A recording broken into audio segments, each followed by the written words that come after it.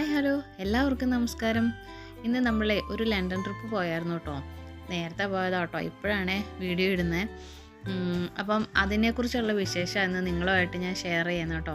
നമ്മൾ മാഞ്ചസ്റ്ററിൽ നിന്ന് ആയിരുന്നു ലണ്ടനിലോട്ട് പോയത്. അപ്പം ഇവിടുന്ന് ഏകദേശം ഒരു 4.5 മണിക്കൂർ യാത്ര ഉണ്ട് കേട്ടോ. അപ്പോൾ യാത്രയൊക്കെ നല്ല അടിപൊളിയായിരുന്നു. പിള്ളേരൊക്കെ ഒത്തിരി എൻജോയ് ചെയ്തു. നമ്മൾ ഹൂസ്റ്റൺ ചെന്നിട്ട് അവിടുന്ന് ഊളിഷ് എന്ന് പറയുന്ന സ്ഥലത്തേക്കാണ് നമ്മൾ പോയത് കേട്ടോ.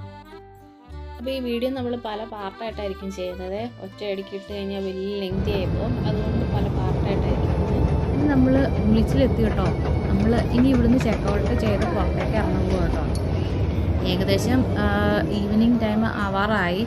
പക്ഷേ ഇപ്പോൾ ഒരു വിൻ്റർ ടൈം ആണ് നമ്മൾ പോയത്. അപ്പോൾ ആ സമയത്ത് വൈകുന്നേരം സമയം എന്ന് പറയുന്നത് ഏകദേശം ഇരുട്ട് പോലെ ആവാൻ തുടങ്ങും കേട്ടോ. ഇവിടെ 3 മണി ആ ഒരു സമയമാകുമ്പോഴത്തേക്ക് ഇരുട്ടാവാൻ തുടങ്ങും. അങ്ങനെ നമ്മൾ നമ്മുടെ താമസിക്കുന്ന സ്ഥലത്തേക്ക് പോകാനുള്ള ബസ് കാത്തു നിൽക്കുകയാണേ.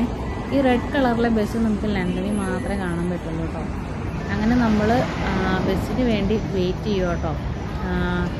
രാത്രി ആയതല്ല, ഈ വൈകുന്നേരം ആകുമ്പോഴത്തേക്ക് ഇവിടെ പൊതുവെ ഇങ്ങനെ വിൻ്റർ ടൈമിൽ നേരത്തെ ഇരുട്ടാവും. അപ്പം നമ്മൾ താമസിക്കാൻ അവിടെ ഒരു 3 ഡേയ്സിലെ ട്രിപ്പായിരുന്നു നമ്മൾ പ്ലാൻ ചെയ്തിരുന്നത്. അങ്ങനെ നമ്മളവിടെ ഒരു റെൻ്റൽ ഹൗസ് എടുത്തിരുന്നു 3 ദിവസത്തേന്. അങ്ങനെ നമ്മൾ അങ്ങോട്ട് പോകാൻ വേണ്ടി വെയിറ്റ് ചെയ്യുക കേട്ടോ. അപ്പോൾ ഇതായിരുന്നു ആ വീടിൻ്റെ അടുക്കള കേട്ടോ. എനിക്കത് ഒത്തിരി ഇഷ്ടപ്പെട്ട കാരണം ഞാൻ എടുത്ത കേട്ടോ. ഇതാണ് ഇവിടുത്തെ ഡൈനിങ് ഏരിയ. അങ്ങനെ ഞങ്ങൾ രാത്രിയിൽ കിടന്നുറങ്ങി. പിറ്റേ ദിവസം രാവിലെ തന്നെ ഞങ്ങളുടെ ട്രിപ്പ് സ്റ്റാർട്ട് ചെയ്യുകയാണ്. അപ്പോൾ ഞങ്ങൾ ബസ് കാത്ത് നിൽക്കുകയായിരുന്നു കേട്ടോ. ടാക്സി ഉണ്ട് കേട്ടോ. ടാക്സി പിടിച്ച് നമുക്ക് പോകാം. പക്ഷേ നമ്മൾ ഇത്രയും പേരുള്ളത് കൊണ്ട് ടാക്സി 3 പിടിക്കേണ്ടി വരും. അത് കാരണം നമ്മൾ ട്രെയിനാണ് യൂസ് ചെയ്യുന്നത്. ട്രെയിനാണ് അവിടെ ഏറ്റവും ചീപ്പായിട്ടുള്ള കാര്യം, നമുക്ക് എങ്ങോട്ട് വേണമെങ്കിലും പോവാൻ. അപ്പം അങ്ങനെ നമ്മൾ അവിടെ നിന്ന് വീണ്ടും വിളിച്ചിന്ന് നമ്മൾ ലണ്ടനിലോട്ട് പോകാനുള്ള ട്രെയിനിൽ കയറാൻ വെയിറ്റ് ചെയ്യും കേട്ടോ. അപ്പോൾ ഇത് അണ്ടർഗ്രൗണ്ട് കേട്ടോ. അണ്ടർഗ്രൗണ്ട് സ്റ്റേഷനാണ്. നമ്മളവിടെ വെയിറ്റ് ചെയ്യുകയാണ്. പിന്നെ ആ ഒരു പ്രശ്നം എന്ന് വെച്ച് കഴിഞ്ഞാൽ നമ്മൾ ആദ്യം ചെല്ലുന്ന ആൾക്കാർക്ക് ഫുള്ള് കൺഫ്യൂഷൻ ആയിരിക്കും. കാരണം ഇതിലെല്ലാം പോകാനുള്ള ട്രെയിനുകൾ ഇഷ്ടം പോലെ ഉണ്ട്. നമുക്കത് കാരണം ഒരു ഫുൾ കൺഫ്യൂഷൻ ഉണ്ട്. അപ്പം നമ്മൾ നേരത്തെ തന്നെ റൂട്ടൊക്കെ കണ്ടുവെച്ച് ഏത് ട്രെയിനൊക്കെ കയറേണ്ടതെന്നൊക്കെ നോക്കി വെച്ച് വേണം പോകാൻ. പിന്നെ അവിടെ എല്ലാം ഉണ്ട് കേട്ടോ. മാപ്പുണ്ട്, നമുക്ക് എങ്ങോട്ടാണ് പോകേണ്ടതെന്നുള്ള കൃത്യമായിട്ട് അവിടെ എല്ലാം മാപ്പ് കൊടുത്തിട്ടുണ്ട്. അപ്പോൾ ഏത് ട്രെയിനാണ് കയറേണ്ടത് നമുക്ക് അവിടെ നോക്കുമ്പോൾ തന്നെ മനസ്സിലാവും കേട്ടോ. ഈ കാണുന്നതാണ് കേട്ടോ ടവർ ഓഫ് ലണ്ടൻ മോൾ എന്ന് പറയുന്നത്.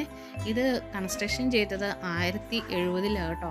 ഇതെന്തുവാന്ന് വെച്ച് കഴിഞ്ഞാൽ പണ്ട് കാലങ്ങളിൽ റോയൽ പാലസിനെയൊക്കെ സംരക്ഷിക്കാൻ വേണ്ടി കോട്ടകളുണ്ടല്ലോ, കോട്ടകൾക്ക് ചുറ്റും വെള്ളമൊക്കെ ആയിട്ട് കിടക്കുന്ന ഒരു സ്ഥലമുണ്ടല്ലോ, അങ്ങനെ നിർമ്മിച്ചിരുന്ന ഒരു സ്ഥലമാണ് കേട്ടോ.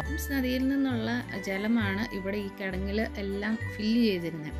അപ്പോൾ ഇതിന് വേറെ രാജ്യങ്ങളൊന്നും ആക്രമിക്കാതിരിക്കുക, അതായത് ഒരു ബാരിയറായിട്ട് ഇത് പ്രൊട്ടക്റ്റ് ചെയ്യും. കാരണം ഈ വെള്ളം കടന്നു വേണം ഇവർക്ക് ഈ കോട്ടയെ ആക്രമിക്കാൻ പറ്റുള്ളൂ. അങ്ങനെയായിരുന്നു ഇതിൻ്റെ ആ ഒരു സെറ്റപ്പ്. പിന്നെ ഇതിലെ വെള്ളമൊക്കെ പബ്ലിക്കിനൊക്കെ ഹെൽത്ത് ഇഷ്യൂസൊക്കെ ഉണ്ടായപ്പോൾ അവർ ആ വെള്ളം എല്ലാം മാറ്റി അങ്ങനെ അത് മോഡേൺ രീതിയിലോട്ടുള്ളത് ചേഞ്ച് ചെയ്യപ്പെട്ടു. അത് അങ്ങനെ ഇപ്പോൾ ഇവിടെ ഈ കാണുന്ന ഏരിയ, പുല്ലുകളായിട്ട് കാണുന്ന ഈ ഏരിയ എല്ലാം കുറച്ച് സമ്മർ ടൈം ആകുമ്പം അവരവിടെ എല്ലാം ഫ്ലവേഴ്സ് വെച്ച് പിടിപ്പിക്കും കേട്ടോ. എന്നിട്ട് അവിടെ അത് പബ്ലിക്കിന് വേണ്ടി ഓപ്പൺ ചെയ്തും കൊടുക്കും. ആ ഏരിയ സമ്മർ ടൈമിലാണ് അത് ആ ഒരു ആവശ്യത്തിന് വേണ്ടി ഉപയോഗിക്കുന്നത്. പിന്നെ ഈ കാണുന്നതെല്ലാം നമ്മുടെ മോഡേൺ ലണ്ടൻ സിറ്റി ആട്ടോ. ഇതിൻ്റെ ഇപ്പുറത്തോട്ട് നമ്മൾ നോക്കുമ്പോൾ നമ്മുടെ പഴയ ലണ്ടൻ സിറ്റിയും കാണാം, പണ്ടത്തെ പാലസും എല്ലാം ഉണ്ട്.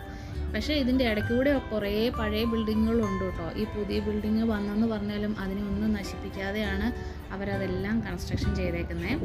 അങ്ങനെ ഈ സിറ്റീനെ നമുക്ക് പഴയ രീതിയിലും പുതിയ രീതിയിലും എല്ലാ രീതിയിലും നമുക്ക് അതിൻ്റെ ആ ഒരു ഭംഗി ആസ്വദിക്കാൻ കഴിയുന്നുണ്ട് കേട്ടോ. ടവറിനെ വൈറ്റ് ടവർ എന്നാണ് ഈ പാലസിന് പറയുന്നത്.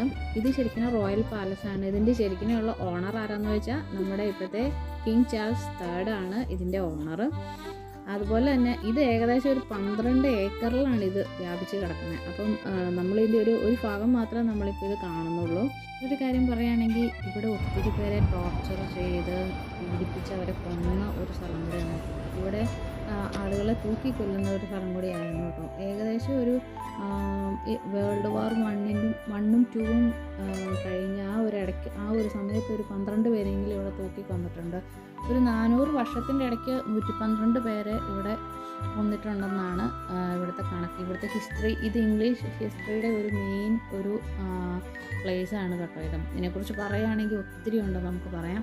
നമ്മൾ ഇതിനെ ചുറ്റിയാണ് നമ്മൾ അടുത്ത ഇതിൻ്റെ നെക്സ്റ്റ് സെക്ഷനാണ് നമ്മൾ പോകുന്ന ടവർ ബ്രിഡ്ജ്.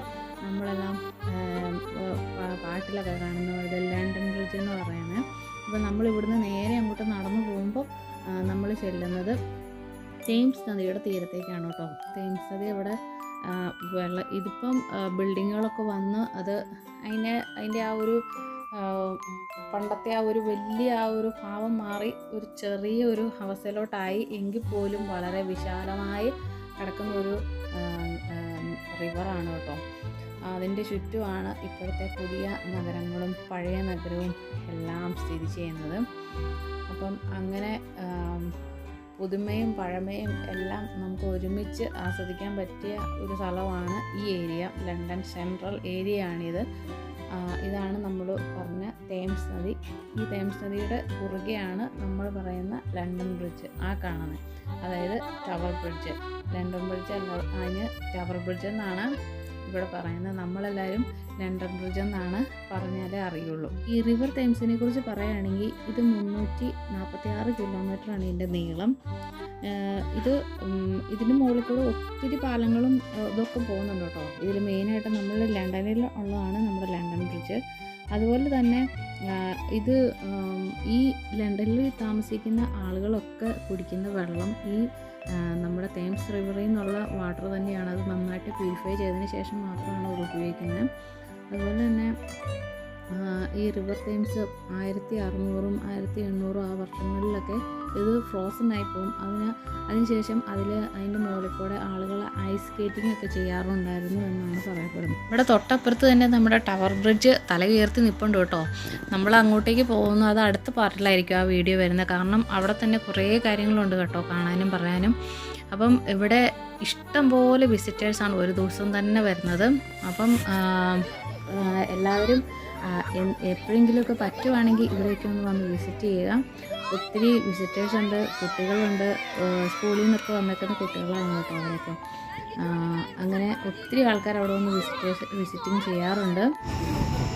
വെള്ളത്തിനും ഫുഡിനൊക്കെ നല്ല വിലയാണ് കേട്ടോ അത്യാവശ്യം. ഒരു ബോട്ടിൽ വെള്ളത്തിന് നമ്മൾ അവിടെ നിന്ന് മേടിച്ചത് 8 പൗണ്ടായിരുന്നു.